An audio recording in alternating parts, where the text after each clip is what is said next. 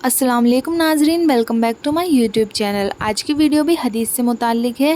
میں آپ کو اس میں کچھ حدیث پڑھ کر سناؤں گی، تو چلیے ویڈیو کو سٹارٹ کرتے ہیں اور حدیث پڑھتے ہیں۔ پہلی حدیث ہے صحیح مسلم کی 3403۔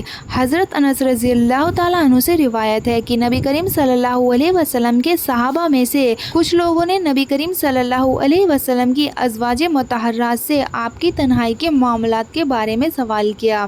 پھر ان میں سے کسی نے کہا میں عورتوں سے شادی نہیں کروں گا، کسی نے کہا میں گوشت نہیں کھاؤں گا، اور کسی نے کہا میں بستر پر نہیں سوؤں گا۔ آپ کو پتہ چلا تو آپ صلی اللہ علیہ وسلم نے اللہ کی حمد کی، اس کی ثنا بیان کی اور فرمایا لوگوں کا کیا حال ہے؟ انہوں نے اس طرح سے کہا ہے، لیکن میں تو نماز پڑھتا ہوں اور آرام بھی کرتا ہوں، روزے رکھتا ہوں اور افطار بھی کرتا ہوں، اور عورتوں سے نکاح بھی کرتا ہوں۔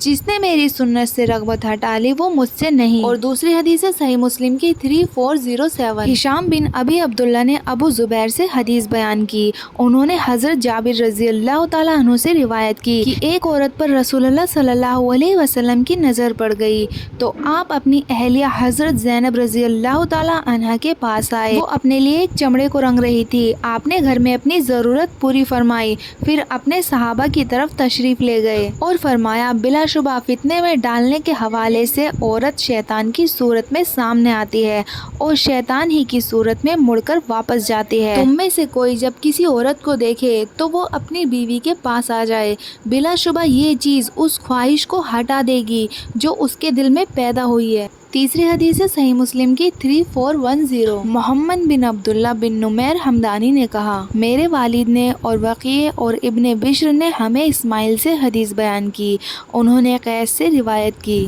کہا میں نے عبداللہ بن مسعود رضی اللہ تعالیٰ عنہ کو کہتے ہوئے سنا ہم رسول اللہ صلی اللہ علیہ وسلم کی معیت میں جہاد کرتے تھے اور ہمارے پاس عورتیں نہیں ہوتی تھی، تو ہم نے آپ سے دریافت کیا کیا ہم خصی نہ ہو جائیں؟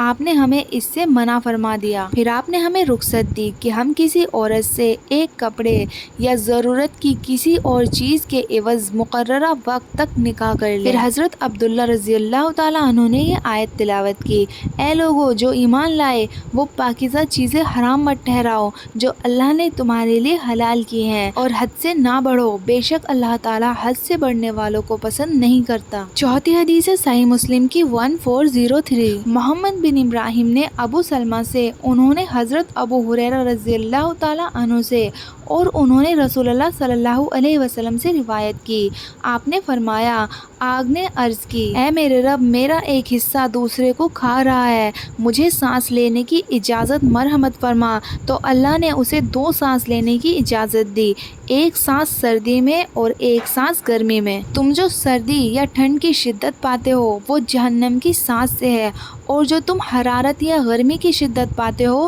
تو وہ بھی جہنم کی سانس سے ہے۔